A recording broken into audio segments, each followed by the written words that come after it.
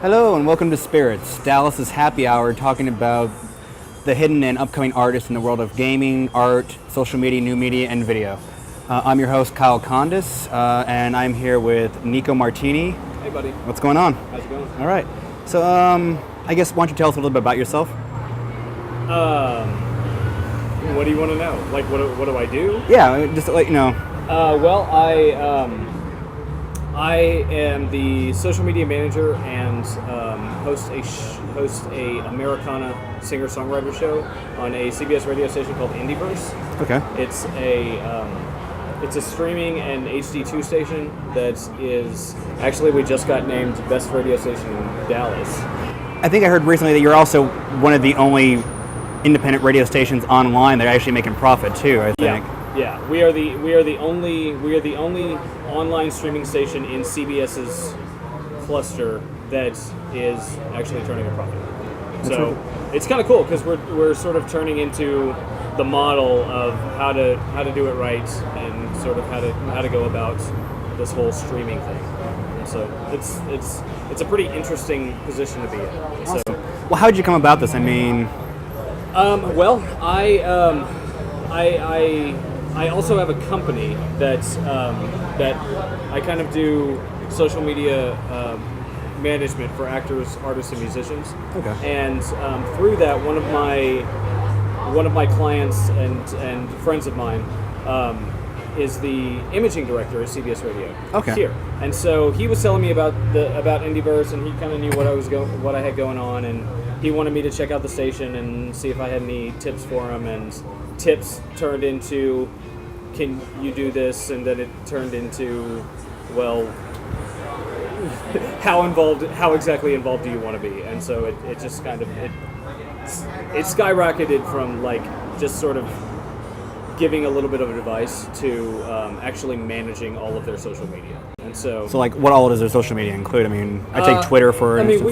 I run the Twitter account. We do we have a Facebook page. We're constantly interacting with bloggers depending on what show we're looking at.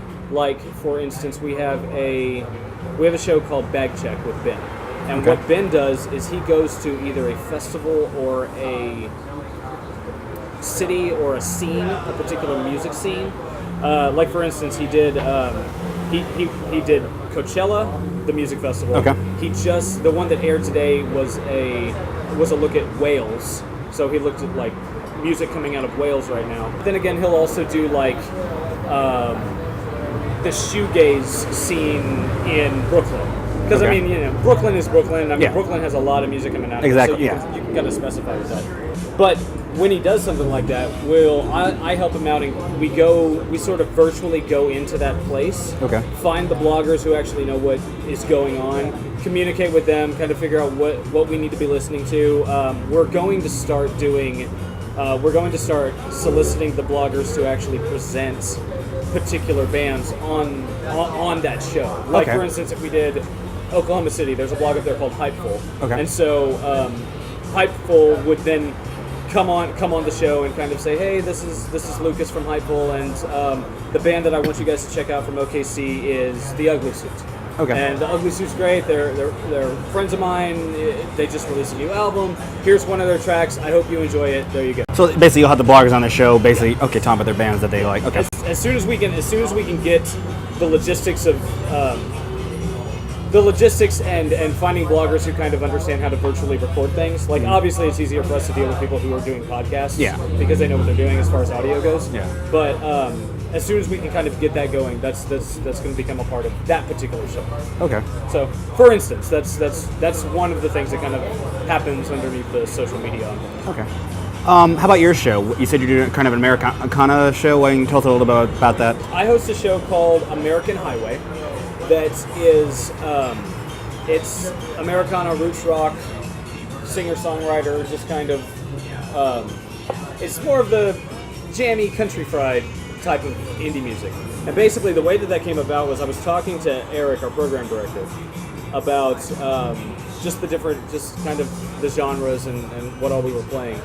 And there was this huge portion of indie music that he was kind of missing it being the Americana. And I mean, Americana music is just as indie as Passion Pit and other, hipster bands. And I mean, hipster bands are great, but when you're calling your station the Indieverse and all you're playing is like hipster music, then you're kind of limiting yourself. So what I wanted to do was kind of say, look, there are other things that we should be doing, and this is just as indie as, Ryan Adams is just as indie. Exactly. So you need to be doing this. And so he basically said, yeah, you're totally right. Can you do that? Because I don't have time. And I said, okay, sure. I've never been on the radio, but absolutely, no problem. So. And I just finished recording my 9th episode, so I've been doing this for a little over 2 months. So I guess it's per week? When do you air? Mondays at 4. Mondays, okay. Central.